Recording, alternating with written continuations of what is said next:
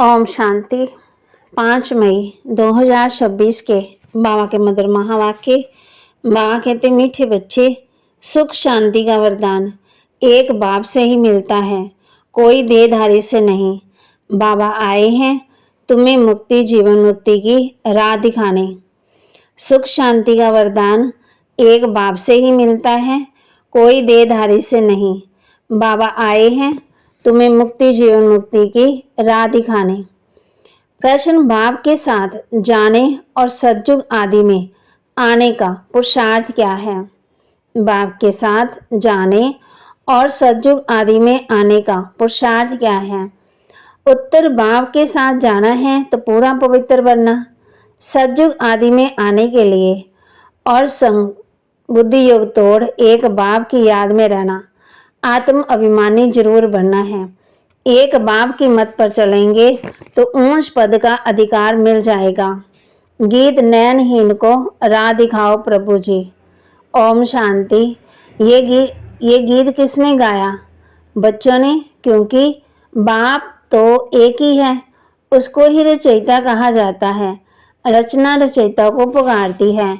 बाबा ने समझाया है, भक्ति मार्ग में तो तुमको 2 बाप हैं, एक लौकिक, दूसरा परलौकिक। सभी आत्मा का बाप एक ही है। एक बाप होने से सभी आत्माएं अपने मना भाई भाई कहते हैं।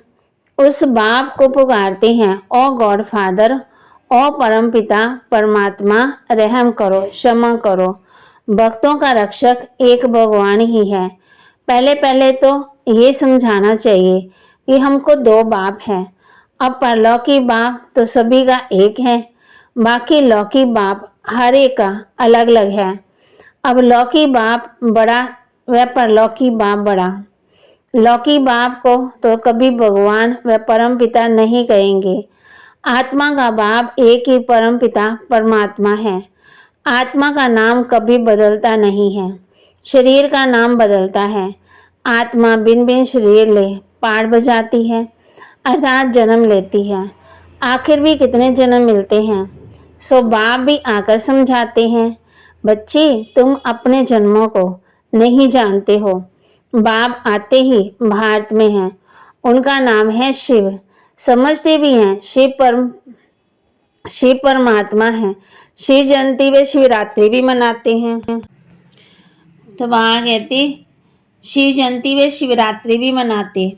वह निराकार है, जैसे आत्मा भी निराकार है। निराकार से साकार में आते हैं पाठ बजाने। अब निराकार शिव तो शरीर बिगर पाठ बजा न सके। मनुष्य इन बातों को कुछ भी नहीं समझते हैं। कहते हैं नयनहीन। ये शरीर के 2 नेत्र हैं सबको, तीसरा ज्ञान का नेत्र आत्मा को नहीं है, जिसको दिव्य चक्षु भी कहते हैं। आत्मा अपने बाप को भूल गई है, इसलिए पुकारते हैं नयनहीन को राह बताओ। कहाँ की राह? शांति धाम और सुख धाम की। सर्व सुखदाता सदगुरु एक ही है। मनुष्य का गुरु बन सदगति दे नहीं सकते, न खुद सदगति पाते हैं न औरों को देते हैं। एक बाप ही सर्व का सदगति देते हैं, उस अलग बाप को याद करना है। बाप समझाते हैं, कोई भी मनुष्य मात्र मुक्ति, जीवन मुक्ति, शांति और सुख सदा काल के लिए दे नहीं सकते हैं। सुख शांति का वरदान एक बाप ही देते हैं। मनुष्य को नहीं दे सकते हैं। भारतवासी सतो प्रधान थे तो सतयुगी स्वर्गवासी थे। आत्मा पवित्र थी, भारत को स्वर्ग कहा जाता है, जबकि आत्मा पवित्र सतो प्रधान थी। तुम जानते हो, बरोबर आज से 5000 वर्ष पहले भारत स्वर्ग सतो प्रधान था। इन लक्ष्मी नारायण का राज्य था। अभी कलयुग का अंत है, इसको नरक कहा जाता है। यही भारत स्वर्ग था तो बहुत धनवान था, हीरे जवाहरात के महल थे। बाप बच्चों को याद दिलाते हैं, सतयुग आदि में इन लक्ष्मी नारायण की राजधानी थी, उसको स्वर्ग वैकुंठ कहा जाता है। अभी तो स्वर्ग है ही नहीं, ये बाप समझाते हैं। बाबा भारत में ही आते हैं, निराकार शिव की जयंती भी मनाते हैं। परंतु वह क्या करते हैं ये कोई नहीं जानते। हम आत्मा का बाप शिव है, उनकी हम जयंती मनाते हैं। बाप की बायोग्राफी को भी नहीं जानते। गाया भी जाता है, दुख में सिमरन सब करें। पुकारते हैं ओ गॉड फादर रहम करो, हम बहुत दुखी हैं क्योंकि ये रावण राज्य है। वर्ष वर्ष रावण को जलाते हैं, परंतु ये किसी को पता ही नहीं कि 10 सिर वाला रावण क्या चीज है। हम उनको जलाते क्यों हैं? ये कौन सा दुश्मन है जो उनकी एफजी बनाए जलाते हैं? भारतवासी बिल्कुल नहीं जानते क्योंकि ज्ञान का तीसरा नेत्र नहीं है। तब तो राम राज्य मांगते हैं।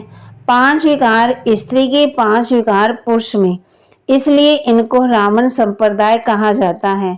यह रावण 5 विकार ही से बड़ा दुश्मन है जिसका बुत बनाकर जलाते।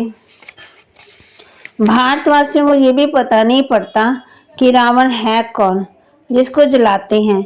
यह रावण राज्य कब से शुरू हुआ ये किसी को पता ही नहीं। तो वहाँ कहते किसी को पता ही नहीं क्योंकि नयनहीन है। शास्त्रों में ज्ञान का तीसरा नेत्र किसी को नहीं मिलता। ज्ञान नेत्र सागर, ज्ञान सागर परमपिता परमात्मा ही देते हैं। आत्मा को तीसरा नेत्र मिलता। आत्मा भूल गई कि हमने कितने जन्म लिए। सतयुग में जो देवी देवताओं का राज्य था वह कहाँ गया? गाते भी है मनुष्य 84 जन्म लेते हैं, 84 का चक्कर कहते हैं, परंतु कौन सी आत्मा 84 जन्म लेती है? जो पहले भारत में आते हैं वह थे देवी देवता, फिर 84 जन्म भोग, अंत में पतित बन जाते। गाते भी हैं हे पतित पावन आओ, तो सिद्ध करते हैं कि हम पतित हैं, इसलिए पुकारते हैं कि हे पतित पावन हमें पावन बनाने आओ। जो खुद ही पतित हैं वह फिर औरों को पावन कैसे बनाएंगे? बाप समझाते हैं आधा कल्प भक्ति मार्ग में रावण राज्य 5 विकार होने के कारण भारत में इतना दुख को पाया। 84 जन्म तो लेते ही हैं, उनका भी हिसाब समझाना चाहिए। पहले सतयुग में है सतो प्रदान, फिर त्रेता में है सतो, आत्मा में खाद पड़ती है। बाप आते ही भारत में है, शिव जयंती है ना, और सभी आत्मा तो गर्भ में जन्म लेती है। बाप कहते मैं साधारण बूढ़े तन में प्रवेश करता हूँ जिसका ये बहुत जन्मों के अंत का जन्म है। ये समझाने कोई एक को नहीं दी जाती। ये गीता पाठशाला है। मनुष्य को देवता बनाने के लिए यह राजयोग सिखाया जाता है। तुम यहाँ आए हो स्वर्ग की बादशाही प्राप्त करने, जो बाप ही दे सकते हैं। गीता पढ़ने से कोई राजा बनते नहीं और ही रंक बनते जाते, परिवर्तन हुआ ही नहीं। बाप गीता का ज्ञान सुनाए राजा बनाते, औरों द्वारा गीता सुनने से रंक बन गए। बाप कहते हैं चढ़ती कला तो हुई ही नहीं। भारत में जब इन लक्ष्मी नारायण का राज्य था तो प्योरिटी थी, सुख शांति थी, पवित्र गृहस्थ आश्रम था, वहां हिंसा का नाम ही नहीं था। फिर द्वापर से लेकर हिंसा शुरू हुई। बाप कहते हैं धारणा के लिए मुख्य सार, बाप जो नॉलेज देते हैं उसे पूरा अटेंशन देकर पढ़ना है। ज्ञान के तीसरे नेत्र से अपने 84 जन्मों को जान, अब अंतिम जन्म में पावन बनना है। बाप जो नॉलेज देते हैं उसे पूरा अटेंशन देकर पढ़ना है। ज्ञान के तीसरे नेत्र से अपने 84 जन्मों को जान, अब अंतिम जन्म में पावन बनना है। रावण के श्राप से बचने के लिए एक बाप की याद में रहना है। रावण के श्राप से बचने के लिए एक बाप की याद में रहना है। 5 विकारों का दान दे देना है, एक बाप की मत पर चलना है। 5 विकारों का दान दे देना है, एक बाप की मत पर चलना है। वरदान, ताज और तिलक को धारण कर बाप दादा के मददगार बनने वाले दिल तख्त नशीन भव। ताज और तिलक को धारण कर बाप दादा के मददगार बनने वाले दिल तख्त नशीन भव। जब कोई तख्त पर बैठते हैं और तिलक और ताज उनकी निशानी है, ऐसे जो दिल तख्त नशीन हैं उनके मस्तक पर सदा अविनाशी आत्मा की स्थिति का तिलक दूर से ही चमकता हुआ नजर आता है। सर्व आत्माओं के कल्याण की शुभ भावना उनके नैनों से व मुखड़े से दिखाई देती है। उनका हर संकल्प वचन और कर्म बाप के समान होता है। स्लोगन: सरल याद के लिए सरलता का गुण धारण करो, संस्कारों को सरल बनाओ। सरल याद के लिए सरलता का गुण धारण करो, संस्कारों को सरल बनाओ। अव्यक्त इशारे: सदा अचल अडोल एकरस स्थिति का अनुभव करो। जिसको ड्रामा के ज्ञान की शक्ति प्रैक्टिकल जीवन में धारण है, वह कभी भी हलचल में नहीं आ सकते। सदा एकरस अचल अडोल बनने और बनाने की विशेष शक्ति ये ड्रामा की पॉइंट है। इसे शक्ति के रूप में धारण करने वाले कभी हार नहीं खा सकते। इस कल्याणकारी ड्रामा की हर सीन में कोई ना कोई कल्याण समाया हुआ है। धैर्यवर्त बन साक्षी हो, देखने का अभ्यास करो तो अचल अडोल रहेंगे। अचल अडोल कैसे रहेंगे? जिसको ड्रामा के ज्ञान की शक्ति प्रैक्टिकल जीवन में धारण है, वह कभी भी हलचल में नहीं आ सकते। सदा एकरस अचल अडोल बनने और बनाने की विशेष शक्ति यह ड्रामा की पॉइंट है। इसे शक्ति के रूप में धारण करने वाले कभी हार नहीं खा सकते। इस कल्याणकारी ड्रामा की हर सीन में कोई ना कोई कल्याण समाया हुआ है। धैर्यवर्त बन साक्षी हो, देखने का अभ्यास करो तो अचल अडोल बन जाएंगे। बाबा ने आज बच्चों को कहा है, सरल याद के लिए सरलता का गुण धारण करो, संस्कारों को सरल बनाओ।